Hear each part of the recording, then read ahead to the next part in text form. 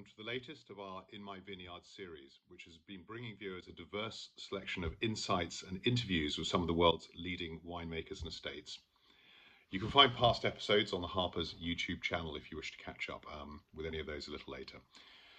But today I'm joined by Jose Galante, also fondly known as Pepe, who is the chief winemaker at Salentein in Argentina. I'm going to let Jose do most of the talking, but by way of a brief introduction, Jose's completed 45 vintages in his native Argentina, so is as well versed as anyone when it comes to understanding viticulture and winemaking in this ever-evolving producing country. Salentein itself is in the Uco Valley, which, as I'm sure you'll know, is in the heart of Mendoza's quality winemaking regions, with the bodega sitting at some 1,200 meters above sea level. It's an architecturally stunning place, also benefiting from the sort of constant vista of the snow-capped Andes in the backdrop. And it offers the whole deal. It offers wine, it offers art, and it offers gastronomy at the cellar door.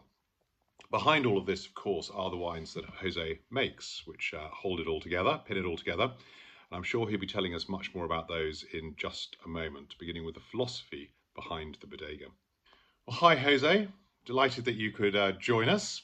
So I'm going to crack straight in, actually, because we want to hear from you. So the first of my questions is, how do you describe the ethos of Salentein? Although Salentein is a relatively young company in Argentina wine world, we have been here a little more than 20 years. We are pioneers in the Uco Valley. The founder of the company, Minder Pong, came to the Uco Valley in 1996 and began planting his vineyard in 1997, the precise moment when the upper region of the Uco Valley began to develop. That's to say, we are pioneers in the region and also the promoter, and it would be fair to say the creator of the São Paulo geographical indication. Okay, so we've heard about the ethos that underpins the bodega. How does this actually translate? Can you give us some practical examples into the viticulture, the winemaking, and obviously ultimately the characteristics of the wine? Our philosophy, both in the management of the vineyard and also in our enological practice, is aimed toward conveying a place.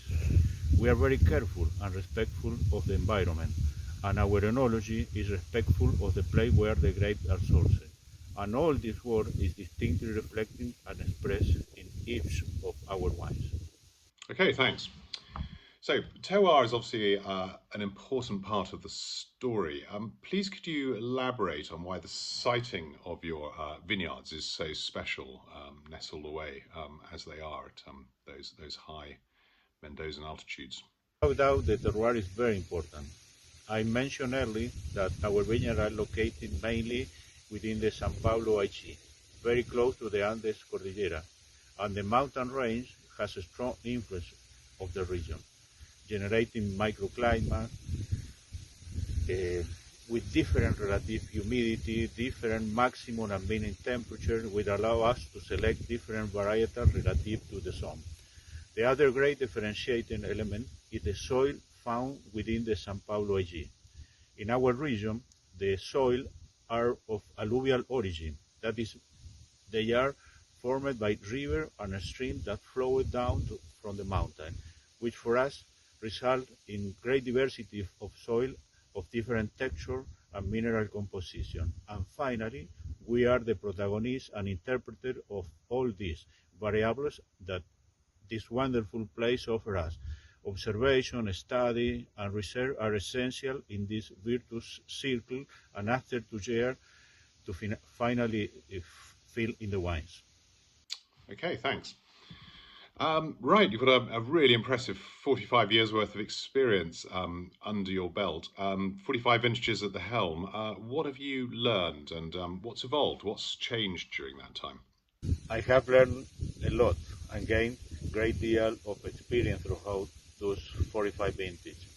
Looking back to the point when all this began, then to the present we are experiencing Argentine viticulture, I must say that I am very proud of the journey we have taken.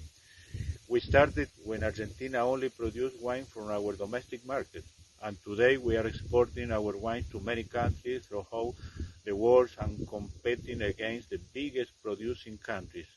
I remember when we started with asking ourselves two questions. The first was if Argentina could produce wine of international quality, and the second, if those wines could compete with the best in the world. Today, I think we can proudly answer yes to both questions. Thanks. Change tack a little bit. Let's talk sustainability. How important is that to the Salentein story? Sustainability is very important for us at Salentein. We are strongly committed to the environment. We are custodian of the place where we produce our grapes. And right now, we are working to bring all of our vineyards in the organic category. Okay, so we've learnt a lot about what's led the bodega to this point. Let's ask what the future holds. Is it a case now for you of continuing to strive for the best vintage every vintage, or do you have more tricks and projects up your sleeve? How are you looking to change things as we go ahead, or have you achieved a sort of fine-tuned status quo?